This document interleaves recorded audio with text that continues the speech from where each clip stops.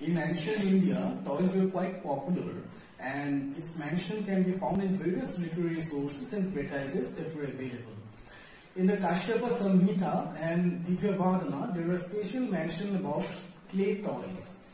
Kalidasa in his Sakuntalam, he mentions about a painted terracotta peacock. Also, Banavata mentions about Leptakara Kadambaka, who prepares the clay toys such as birds, peacocks, then animal figures, figurines and toys that will accompany Rajshri during her marriage. In another context, that is the Bhadrasala Jataka, the prince Bidudabha, he complains and questions his mother that why don't you receive any clay toys or playthings like the other princes they do from their maternal side. So these are references which are there in the ancient texts that mentions clearly about the use of playthings or the children toys that were being used by the children. And these references are quite important and significant in drawing the folk narratives or the folk connections between the toys which have still been prevalent and practiced and used in the rural areas in India, and particularly in Asari Kandi, that is in the Dhubri district of Assam.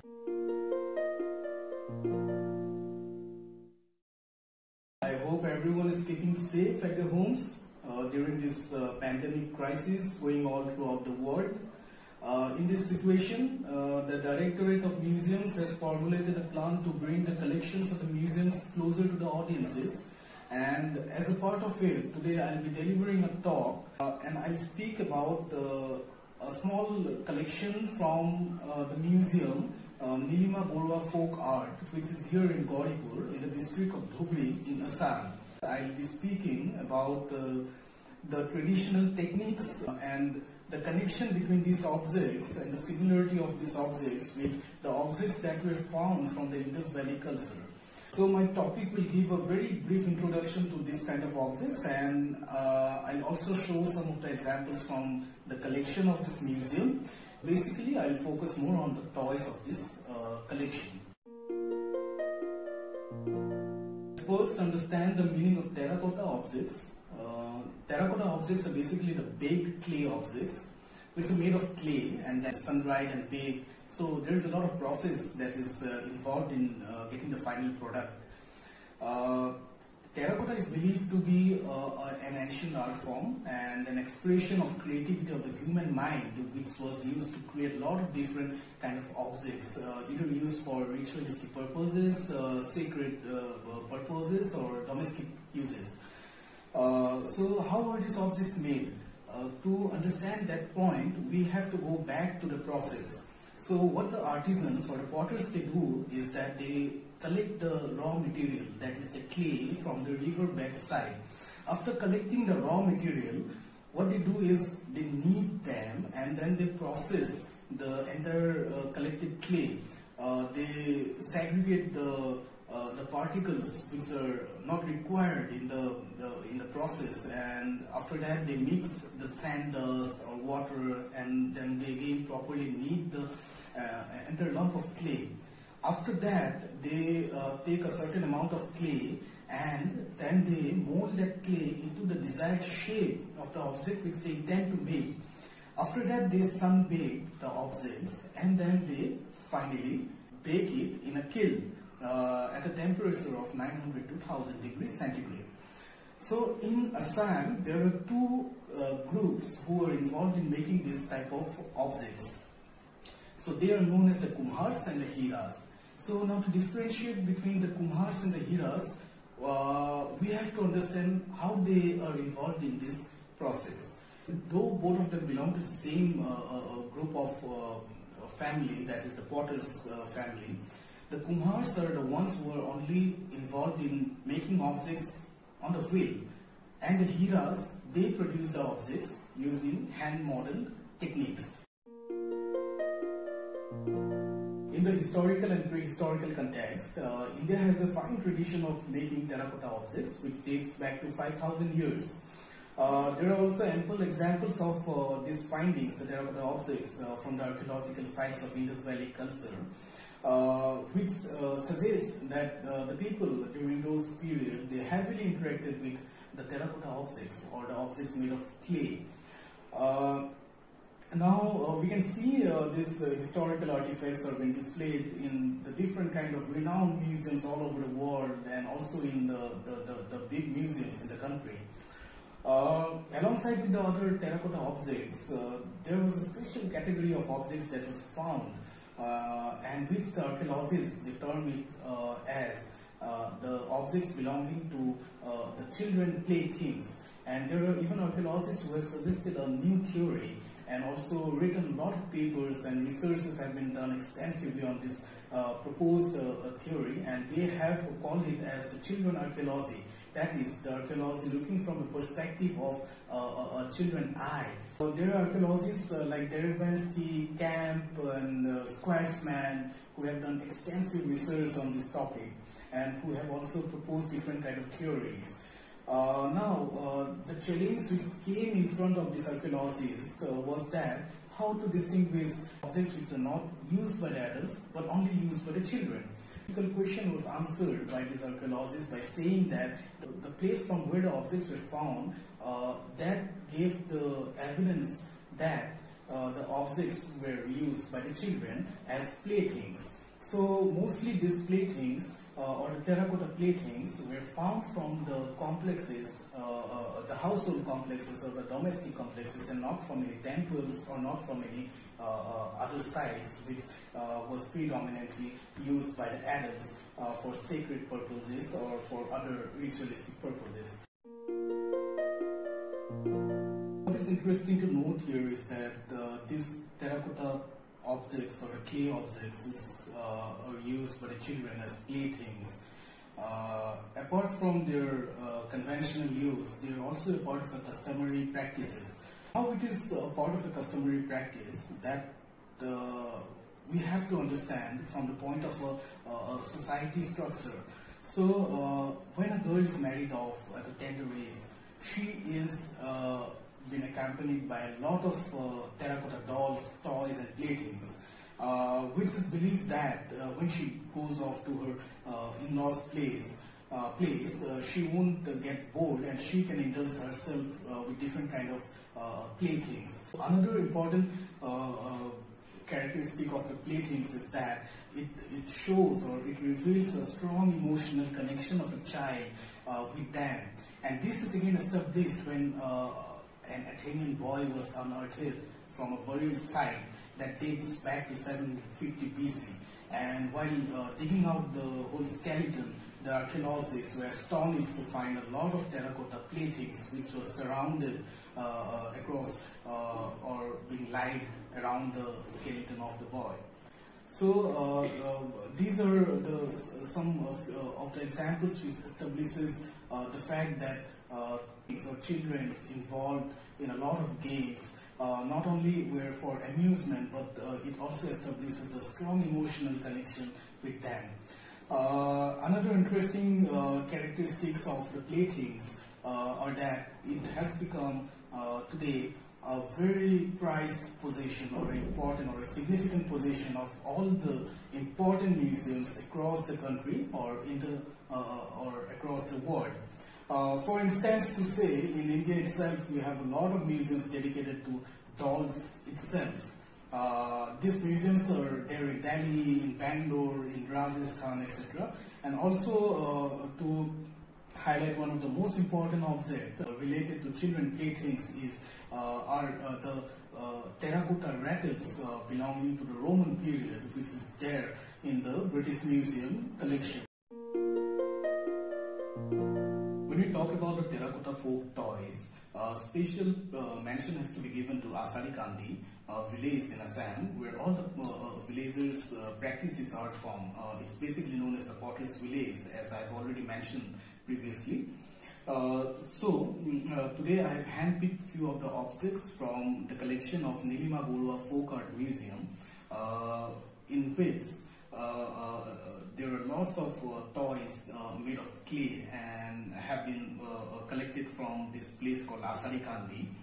So I will be showing some of the objects and how also I'll be speaking about how these objects were made and what is the characteristics of these objects, and also I'll try to draw some connection between the objects found from various archaeological sites and the similarities between those objects and the ones that are still being practiced and are termed as the living tradition of Assam.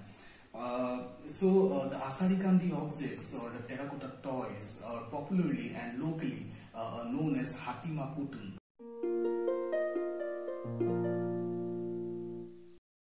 What is prominent is that the aesthetic appearance of the Asarikandi objects represents the primitive school of toy industry. They are not painted indeed, and they differ from the other toys that have been used or made in other parts of the country. So here you can see in this object, this is the feature which is followed in each and every object, that they have a sharp facial features with a big ear shaped thing, and they also add the eyes using the pinch method. So they also have a belly like a bell, and these objects very much have similarities in appearance with the ones that were found in the Indus Valley civilization period.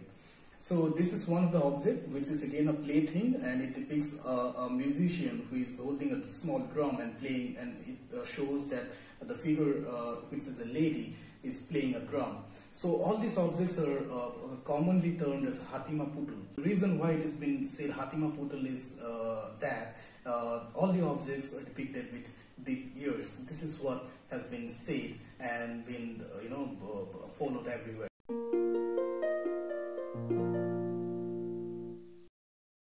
These are the actual objects which are being used by the village children or the children in the rural areas to play with. And this is a traditional living culture which is still been prevalent and still been used in the rural areas. Mostly in Dhobri you can find in all the villages the children playing with such kind of objects. So this is kind of a vessel which is used to cook, and this is what we say in the indigenous term of chulha. This is not painted again, as I mentioned, the Asarikandi potters don't paint any of the objects. But this black thing is obtained from the firing process.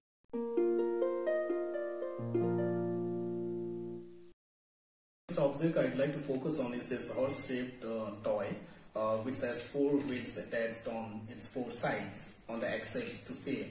It also has an opening here, a small circular opening, which is believed to be used by the child to tie a string, which would mechanically help him to use it as a toy by pulling it around him. So this also shows an example of excellent craftsmanship that has been practiced and, in earlier days in Asarikandi, and which has been evolved over time. And horses were quite a common sight in this place, so the depiction of horses in toys was not very uncommon to visualize.